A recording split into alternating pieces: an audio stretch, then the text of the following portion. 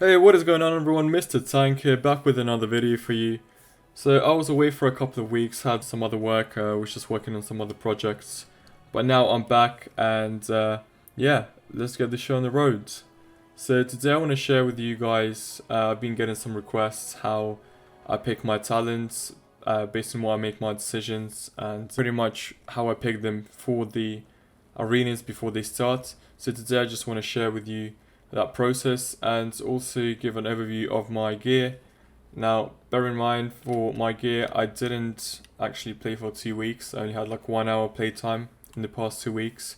So I did actually miss out on the weekly chests, which is a shame. But now at least I have probably 1500 conquests to spare. And yeah, I can get a few more pieces. So let's start with the talents. These are just generally the talents I usually use when out in the world, just doing some world quests or something. For the first row, so for the level 15 row, I pretty much always roll Eye of the Tiger. I don't actually use these two, and I talked about it in my first Windwalker Mon guide. So if you haven't seen that, go check that out. I give a detailed explanation of why that is. The next row is pretty much always Tiger's Last. It's just too good to pass up on it. It's a freedom every 30 seconds for 6 seconds and 70% movement speed, which is just amazing. For level 30, now a lot of people use either Ascension or Fist of the White Tiger. Personally, I love Ascension much more, just because there will be more downtime if you don't take this, because you'll either lack energy or lack the chi. So that is the reason I go for Ascension for most of the times. I do take Fist of the White Tiger if it's a 2v2 arena.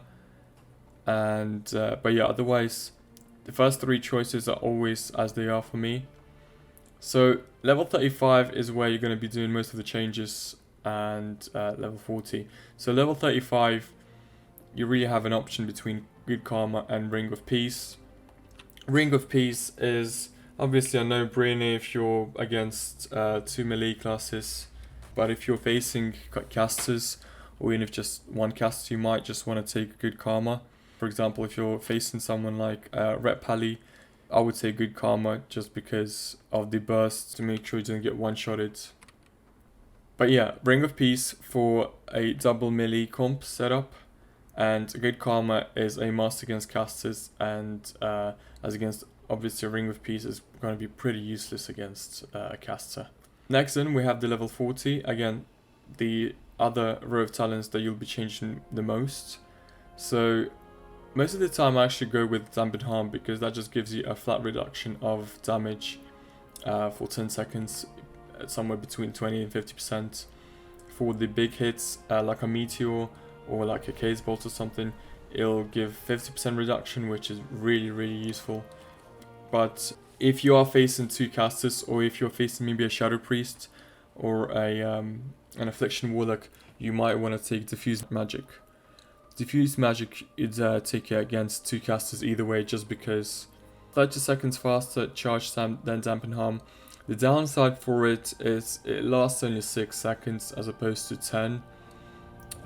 So that is another reason why I roll Dampen Harm most of the time.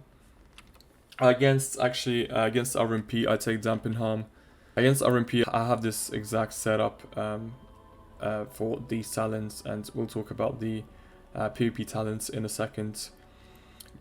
But yeah, then we have 45 talents are Dance of Chiji. That's pretty much a no-brainer here. So these are really situational. They might be better in PvE scenarios, but in PvP, this is just the best one, hands down. It just deals so much damage as well. And the last row is Whirling Dragon Punch. Again, the other two maybe more for PvE, but at the moment there's just really no reason not to take Whirling Dragon Punch. You don't really have that many abilities in your kit as a Windwalker, so having that hard-hitting ability to add to your Rising Sun Kick and Fist of Fury while they're on cooldown is actually really cool. Hey, so next let's talk about the PvP talents. So for the PvP talents, as you can see, I've got the Alpha Tiger, Reverse Harm and Turbo Fists. So most of the time I will be rolling these. The only time I will be changing one of these, which is the reverse harm. So Alpha Tiger and Turbo Fists, I always have them. But reverse harm, I sometimes change, I always actually change to grapple weapon. It's the best disarm in the game. It's a 6-second disarm on a 45-second cooldown, and it has a 30-yard range. So that makes it the best disarm in the game. Against any melee class, against red paladins, against rogues, against warriors, definitely want to have this. Even against hunters actually, and enhancement shamans, you definitely want to have this. But especially against red paladins, warriors, and rogues, it just shuts them down. So yeah, that's pretty much all I have for the talents. Again, like I said, I pretty much just change the 35 and 40 rows all the time. I don't really change anything else. So good karma is if there's 2 casters or if there's a really high one-shot potential like red paladins, and diffuse magic if there's 2 casters again, or if there's a really high damage potential, or you just want to reverse some of the effects like Affliction Warlock. It does reverse the unstable affliction, so it silences you, but it also reverses it on the Warlock. So that's pretty strong, and against Shadow Priest as well. And yeah, the PvP talents, pretty much these 3 all the time. That nice 100% extra healing is really nice, and it generates another combo point. And I actually have a conduit on my expel harm, so it heals even more. And there you go, it generates 2 chi for me, heals me for 6k. Obviously if it crits it's 12 or 13k, which is pretty neat. It's like 30% of my HP. So yeah, that's the talents done. The other talents are just pretty much useless. I mean, you don't really use them at the moment. So yeah, there's not much to change for the Windwalker. So let's talk about my gear. As I said, I haven't been playing for 2 weeks, and I've been 221.5. So I've got to a decent gear level. I pretty much maxed out everything I could before I stopped playing. And the only things you can see I don't have maxed out is the weapons, and just because I didn't have time to go and upgrade those. And obviously, like I said, I've got enough currency to buy 2 more items, so I will be buying. Probably one of them is a trinket. Yeah, I need to change this one, so the neck, and yeah, these are all 2 to 6, and yeah, the trinket. For the gear, it's all pretty much self-explanatory. You obviously want all the PvP gear. For the trinkets, I roll with these 2 most of the times, especially in 2s.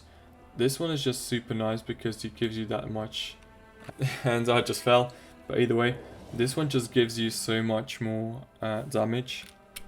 And I do change them between these 2, so the Aspirant's Relentless Bruge, I take it against RMP or against Warlocks, maybe if they spam fear you to get that 20% reduction for the fear.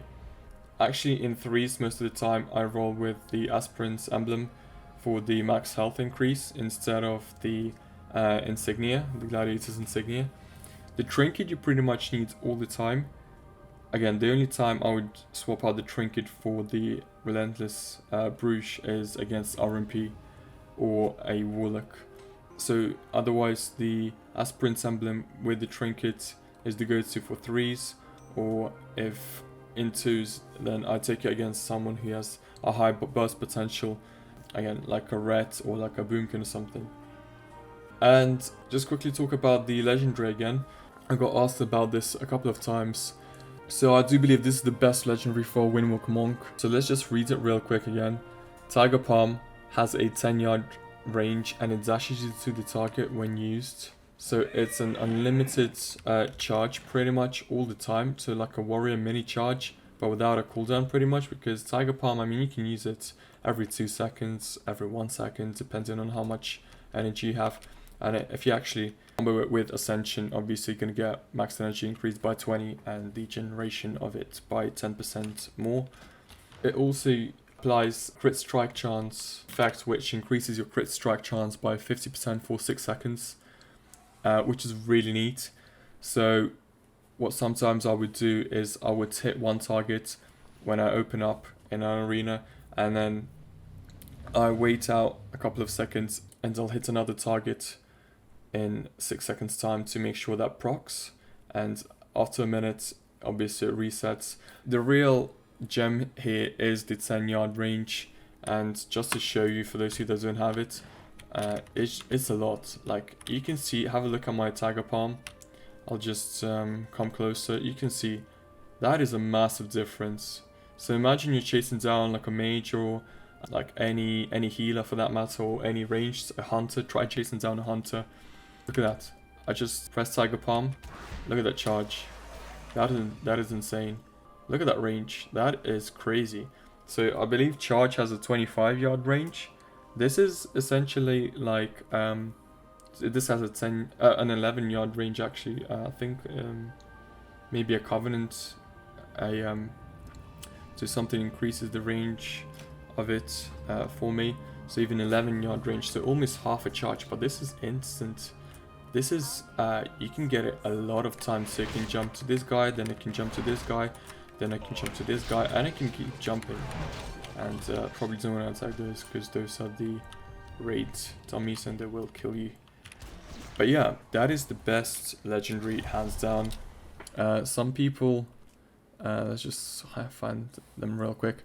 Some people go with Invoker's Delight, and that increases your haste by 33% for 20 seconds after summoning your Celestial. But bear in mind, your Celestial is a 2-minute cooldown. He lasts for 24 seconds or 20 baseline. But yeah, again, you can only use it every 2 minutes. So every 2 minutes, you get your haste increased for 20 seconds, which isn't that great. I mean, it's pretty much just like the Trinkets. And this one has a 1-minute cooldown and increases your primary set, which actually for Windwalkers is Mastery. And you'll notice everywhere I can, I have Mastery and Versatility. My Versatility is 29%, which is pretty high. Again, as I said, after I buy my items, I'll probably be like 2 to 5. But yeah, Mastery is the key stat over the haste and crit. So you can see I have Mastery neck, a Mastery cloak, the Mastery rings. I try to get the Mastery rings, and otherwise everything else is versatility for enchanting. There we are. I hope this helps you guys pick your talents correctly when you're facing either ranged or melee opponents. Again, it really depends on the situation, but a rule of thumb is if you're facing melee comps, you go with grapple weapon. Obviously, you just want to change these two, otherwise everything else is going to be as it is. Windwalkers are pretty straightforward in that regard, which is pretty neat, and that's why we love them, right? I hope you guys enjoyed this. If you did, leave a like, comment below what you think about my updated talent guide. Consider subscribing for more stuff, and I'll see you all in the next one. Peace.